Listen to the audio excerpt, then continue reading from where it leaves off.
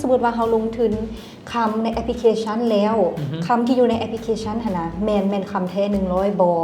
แล้วเขาจะมั่นใจได้แนวใดว่าเขาสะสมไปแล้วเขาจะบ่ถูกโกงป้าเองมีข้อยืนยันทั้ง2อย่าง1คือแอปพลิเคชัน EasyGo ของเราเนี่ยเนาะมีผู้คุ้มครองคือกระทรวงอุตสาหกรรมการค้ากระทรวงเทคโนโลยีเนาะเป็นผู้คุ้มครองพวกเราเองเนาะมีเงินค้ำประกันมัน150ตื้อเปลี่ยนคำมันคือเพอร์ฟอร์มตลอดแต่ละปีมันมีความขัดแย้งมันมีเรื่องของสงครามมันมีเรื่องของวิกฤตอยู่บอลนั่นอยู่บอลนี่อยู่ตลอดเวลายิ่งปัจจุบันนี้เราจะเห็นว่าความบ่แน่นอนนั่นนะมันคือความแน่นอนเลยจะมีความบ่แน่นอนอยู่ตลอดเวลา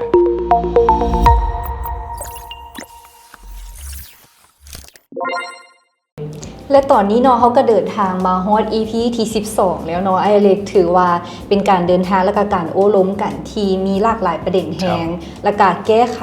ข้อสงสัยของลูกค้าหลายๆทานแล้วก็คือโตนุ่นเองนะซึ่งเดี๋ยว EP 12นี้เขาจะมาเข้าประเด็นอีกอันนึงก็คือที่กำลังฮอตแฮงในช่วงนี้เลยที่กำลังเป็นไวรัลและคนก็ทกเถียงสอบถามมาหลายว่าคือตัวนั้นเองมันก็เห็นได้ข่าวแบบอ่านข่าวเมื่อเช้านี้เห็นคนคือมีความแพนิคแล้วก็วอรี่หลายเกี่ยวกับด้านแบบว่าถ้าสมมติว่าเขาลงทุนคำในแอปพลิเคชันแล้วคำที่อยู่ในแอปพลิเคชันนะแมนคำแท้100 บอแล้วเขาจะมั่นใจได้แนวใดว่าเขาสะสมไปแล้วเขาจะบ่ถูกโกงหมายถึงว่าถ้าสมมติซื้อคำพันระบบแอปพลิเคชันของ EasyGo แล้วจะบ่ถูกโกงมั่นใจได้อย่างไรเนาะครับไอเองมีข้อยืนยันทั้ง2อย่าง1คือแอปพลิเคชัน EasyGo ของเราเนี่ยเนาะมีผู้คุ้มครองคือกระทรวงอุตสาหกรรมการค้ากระทรวงเทคโนโลยีเนาะเป็นผู้คุ้มครองแล้วก็ออกใบอนุญาตให้2แม่นว่าพวกเราเองเนาะมีเงินค้ำประกันแม่น150ตื้อกีบและกำลังจะอัพเป็น200ตื้อกีบในไวๆนี้อย่างที่3สิ่งที่CT ให้ลูกค้ามั่นใจได้ก็คือถ้าลูกค้าซื้อแล้วมีคำเพียงพอแล้วหลายกว่าอาจจะเป็น1 บาทบอกให้เสียค่าบล็อกบ่ให้เสียค่าถอนก็ไอ้เชิญชวนให้สามารถไปทดลองถอนได้อยู่ห้างคำพวงทั้ง4สาขาบ่ว่าจะเป็นสาขาตลาดเช้าวังทองเวกเซ็นเตอร์หรือ iTech สามารถถอนเบิ่งว่าเฮายังมีคำครบถ้วนหรือบ่ซึ่งง่ายกันยังเชิญชวนให้ไปถอนได้เพราะว่าการที่ว่าเจ้าเก็บคำไว้กับตัวเจ้าเองเจ้าก็มี1มีความอุ่นใจกลัวและเฮ็ดให้2มาก็เฮ็ดให้เจ้าสามารถบ่ว่าจะไปถอนแล้วสามารถเก็บคำทั้งเป็นคำแทงหรืออาจจะซื้อเป็นถอนคำมาแล้วก็ไปเปลี่ยนเป็นหัวพันแม่นเนาะเพราะตัวนี้คันที่ว่าคือไอ้เล็กเว้าแหละว่าเขาถอนออกมาแล้วก็คือว่าแหละเขาก็จะบ่ได้แบบมีความกังวลหลายถ้าสมมติว่าอยู่ในแอปพลิเคชันก็เป็นคนอื่นเบิ่งให้แทนตัวนี้มันก็จะเป็นอีกข้อดีข้อนึงแล้วคือในสภาพเศรษฐกิจปัจจุบันเนาะแล้วก็ในยุคปัจจุบันนี้นะไอ้เล็กเขาจะมีช่องทางในการลงทุนที่หลากหลายแห่งในปัจจุบันนี้มีหลากหลายแบบบ่ว่าจะเป็นทองคำบ่เรียลเอสเตทบ่คริปโตเคอเรนซีอย่างประมาณนี้แล้วสำหรับไอ้เล็กแล้วการลงทุนแต่ละแบบนี้มีความเสี่ยงหรือว่าความแตกต่างกันจากไหนคะสมมติว่าเขาอยากเริ่มในการลงทุนในยุคปัจจุบันนี้โอเคเขาต้องเบิ่งว่าในการลงทุนยุคปัจจุบันนี้เนาะโดยเฉพาะมันอยู่สังคมลาวเพราะว่าบริบทของสังคมลาวเขามีทรัพย์สินอย่างใดที่สามารถลงทุนได้1เป็นธุรกิจก่อนเขาต้องลงทุนบางคนต้องได้ลงทุนกับธุรกิจ2มาไม่ลงทุนกับเงินฝากเนาะอันนี้ก็เป็นหนึ่งในการลงทุนได้ลงทุนฝากเงินประจำมีดอกเบี้ย3มาลงทุนกับตราสารหนี้บอนด์พันธบัตร4มาลงทุนกับหุ้น5ลงทุนกับอสังหาริมทรัพย์6มาลงทุนจึงมาลงทุนกับคำแต่ละข้อนะมีข้อดีข้อแตกต่างกันเนาะตัวไอ้เองเนาะไอ้ก็กระจายความเสี่ยงซื้อทางพันธบัตรรัฐบาลลงทุนทั้งอสังหาริมทรัพย์ลงทุนทั้งหุ้นลงทุนทั้งธุรกิจตัวเองอีกก็คือน้องฮู้เนาะแต่ก็ยังลงทุนกับคำนำส่วนสัดส่วนนี่นะมันก็แตกต่างออกกันไปเนาะเขาไม่ได้บอกว่าการลงทุนกับอันใดดีขึ้นกับบริบทบางคนจะบอกว่าลงทุนกับอสังหาริมทรัพย์อาจจะขายยากแต่ว่าก็ยังมีคนที่ขายได้คือไอ้ว่าใน EP ก่อนๆแสดงว่าอสังหาริมทรัพย์ก็ยังมีความจำเป็นเส้นเดียวกับการลงทุนกับ Bitcoin ลงทุนกับคริปโตเคอเรนซีที่เป็นเทรนด์ใหม่บางคนก็ยังมีความเชื่อมั่นบางคนก็รู้สึกว่ามันสะดวกสบายแล้วก็สามารถเก็บพกพาไปได้ง่ายมันก็แล้วแต่ว่า1ว่าจริตหรือนิสัยของเขา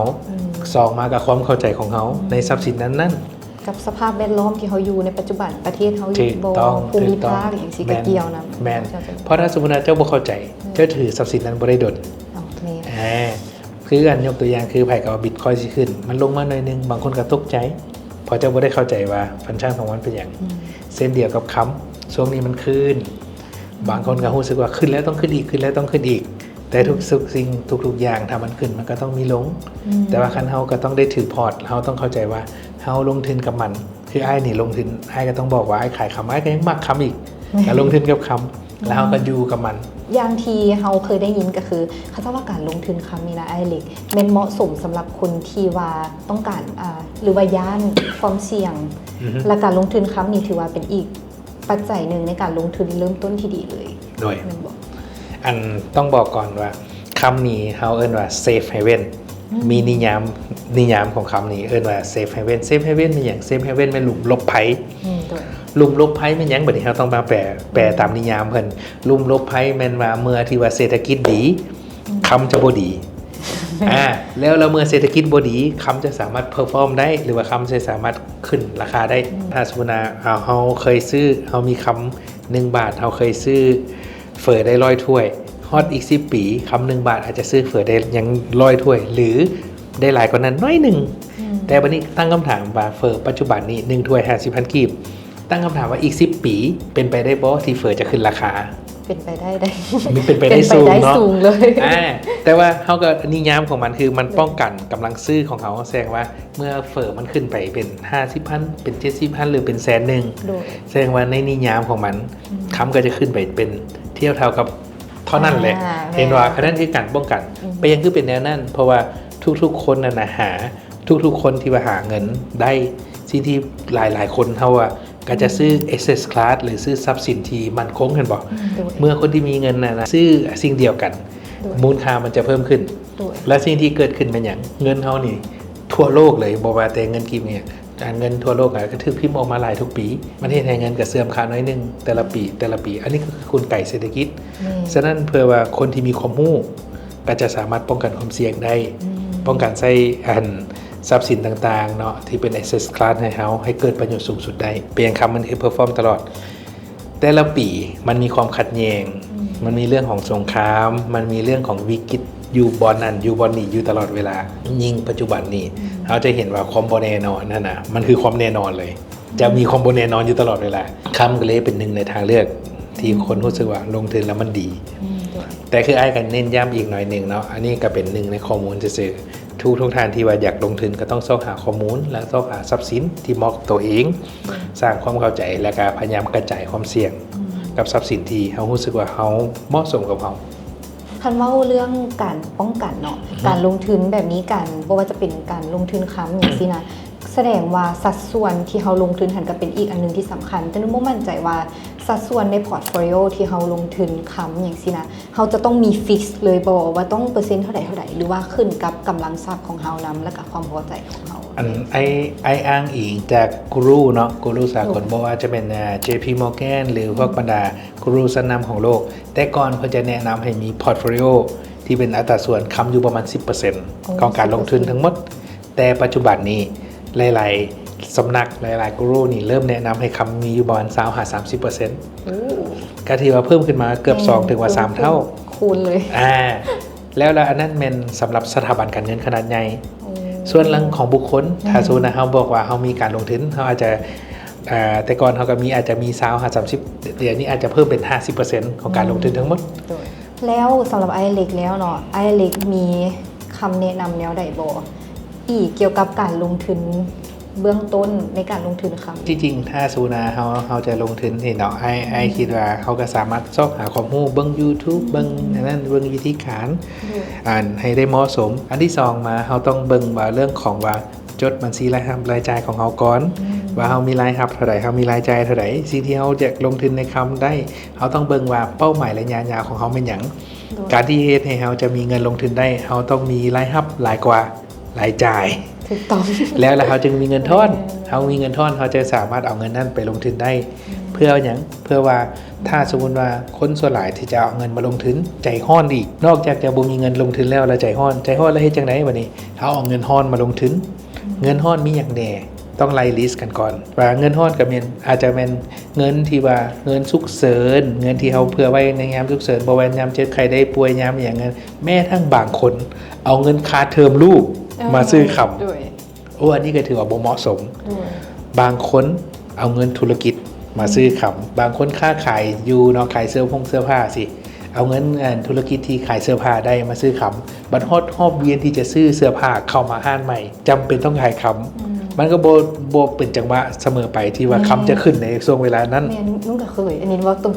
ๆ สารภาพคือแบบว่าเขาคิดว่าสมมติว่าเขาแบ่งสัดส่วนเนาะของการลงทุนค้ำแล้วก็ตัวหนึงเอาไว้หมุน แต่ว่าบางเทื่อเขาอยากเอามาหมุนในก้อนที่มันใหญ่กว่าหั่น อือฮึ แต่สัมผัสจังหวะนั้นปุ๊บค้ำลง แมน ไปแล้ว อันนั้นก็เป็นเงินห้อนอีกไหนไอ้ก็ถือว่านับเป็นเงินห้อน ดู แต่อันที่ให้แหงที่สุดแมนกู้เงินมาลงทุนคำ โอ้กู้เงิน อันนี้ถือว่าสุดเป็นเงินห้อนเลยเนาะ สุดแท้ เงินห้อนแบบสุดๆนอกจากจะต้องได้มีกำหนดในการขายแล้วนะ มีดอกเบี้ย สิ่งที่คือถูกต้องมีต้นทุนมีดอกเบี้ย ถ้าเจ้าก็คือว่าถ้าสมมติเราเปรียบเทียบคือแลน4x100หรือแลนแข่งกัน100 เมตรการแลน100 แมตช์ที่ว่าพวกเขานี่เริ่มต้นทุกคนเริ่มต้นเสมอกันหมดแต่ผู้ที่กู้เงินก็คือแลนน้ำหลังหมู่10 แมตช์ก่อนเริ่มต้นละ อืม แค่ฟังก็รู้สึกว่าเมื่อยละ แม่นๆผมมีเงื่อนไขหลายอันเนาะที่รู้ข้างหลัง แม่น สัวสิได้มา แม่นละสั้นได้ก็เลยคิดว่าการเฮาฮู้จักจังสั้นนะมันจะเฮ็ดให้เฮาเนี่ยนะเอาแว่หรือว่าตื่นตัวหลายขึ้นอาจจะแนะนำตลอดเลยว่าการลงทุนคำเลยนะควรจะเป็นการที่ว่าเริ่มจากการสะสมการออมเงินการทอนเงินให้ดีก่อนมีวินัยทางด้านการเงินรู้จักรายรับรายจ่าย จึงสามารถลงทุนได้แล้วก็แบ่งเงินส่วนหนึ่งบ่แม่นทั้งหมด มาลงทุนในคำแล้วก็ถือว่าแบ่งคำก็เป็นหนึ่งในพอร์ตโฟลิโอของเราอาจจะแบ่งไปลงทุนอันอื่นน้ำอาจจะเป็นอสังหาริมทรัพย์คริปโตตลาดหลักทรัพย์หุ้นแม้ทั้งเงินสดนำไหน ด้วย